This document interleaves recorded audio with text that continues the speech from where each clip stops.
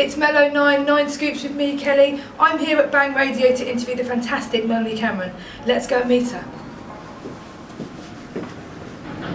Welcome to 9 Scoops. So you're well known for being an actress. How did all that come about? What's your background? I think since I've been a kid, it's that cliched thing. Since I've been a kid, I've always wanted to do it. I've always been a bit of a show off. Always since I was a kid. I'm not even gonna lie. I've always been a bit of a show off, and I've always loved acting. So I left school. My parents weren't in a position to be able to put me through stage school or anything, so I did my normal education, and then went on and did a BTEC in performing arts. And funnily enough, when we were doing the BTEC, there's a whole point where you have to do your work experience, and all of my friends were doing work experience in theatres and stuff. And I thought, well, you know what? I'm gonna go and work for a casting director, because that's where you get the work. Yeah. So I went and did some work for a casting director, and in turn met a few of the right people and ended up landing my agent. So kind of did it a little bit there.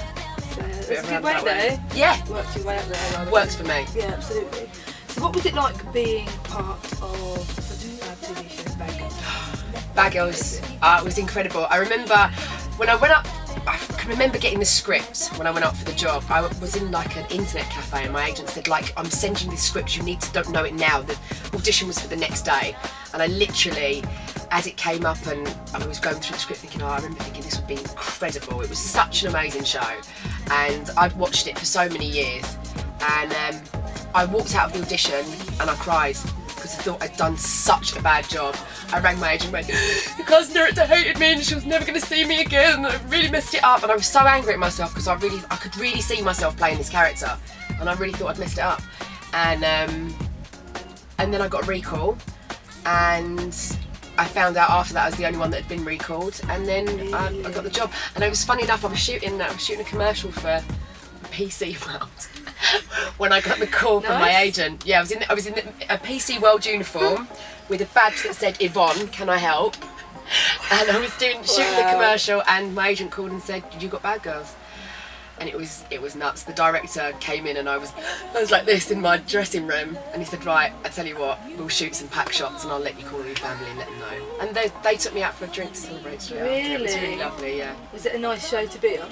It was so amazing. I met Nicola Stapleton, who played Janine in the show, is one of my best friends. We've just gone on to write a 6-part comedy together ourselves. And Sid Owen, two really close friends that I met through the show.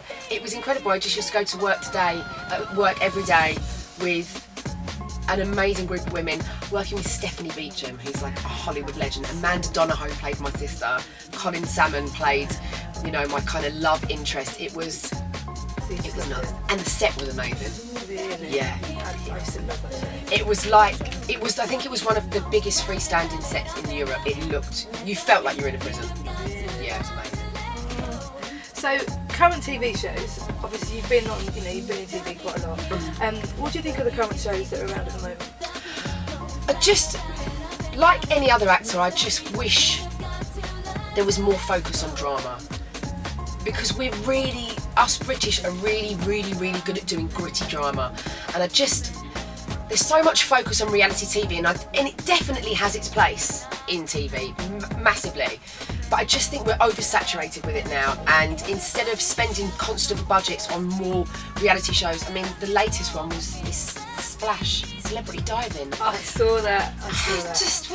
This is primetime Saturday night TV. I just wish they would invest a little bit more into, gritty dramas, period dramas, some new real good sitcoms and comedies, There's nothing like, when I was growing up, Only Fools and Horses was a show that my whole family sat down and watched together. We all loved it. Yeah. There's nothing like that at the moment. I think I just wish the industry as a whole would get behind new writers, young, fresh production companies with all their ideas, instead of focusing so much on reality and celebrity. Do you like reality TV? Do you get sort of hooked on it as well, or do you think like there's just far too much?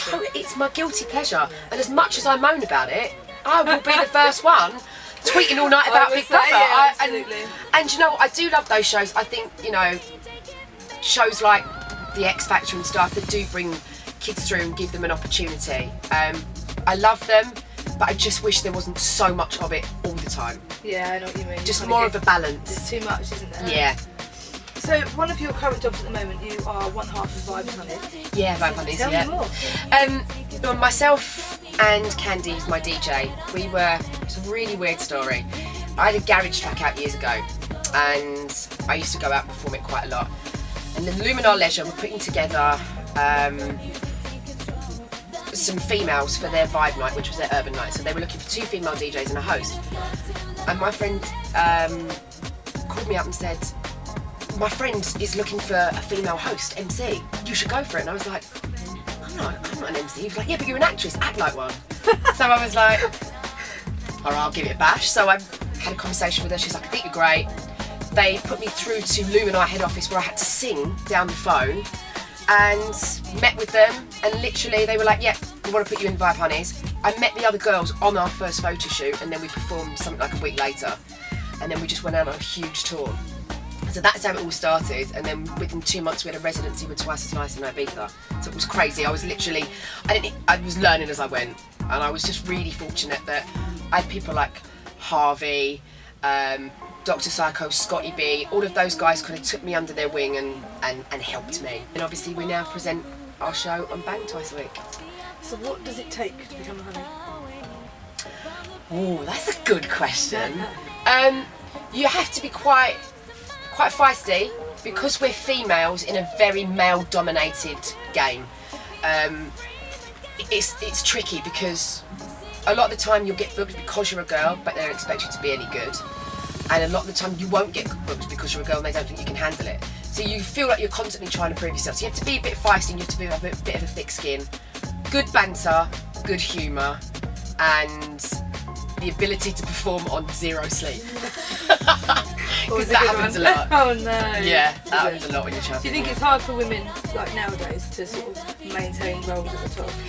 I think it's becoming more open than it used to be. And I hate getting into that whole, we've had to struggle so hard because we're women.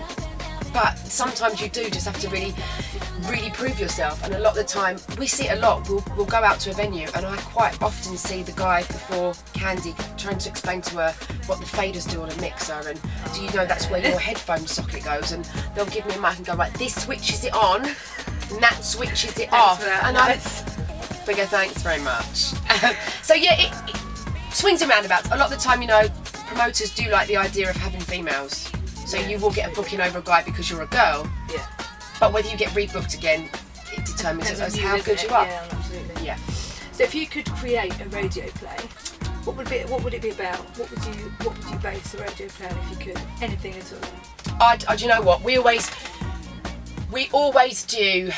We always talk about, because this is Bang is an urban station. I think we'd take it quite road. Yeah. We'd keep it quite real, and we'd take it to the road. That would be quite cool. So what characters would you have in it, do you think, if you had a choice, not necessarily playing you, just in general? Oh, well, we would have anyone. We talked about this on a show the other day. We'd have the guy that has what we call road Tourette's, which is, those people that can't have a conversation without repeating a certain word over and over again. Like Melody is one of the other presenters on the station, has got a friend who says "still" at the end of everything. So he's like, I was in the club still, and then I met you on Tuesday still. So we'd have a guy that had a road Tourette's for sure. Yeah, definitely. Yeah. Have a guy with a road Tourette's, maybe an Essex girl.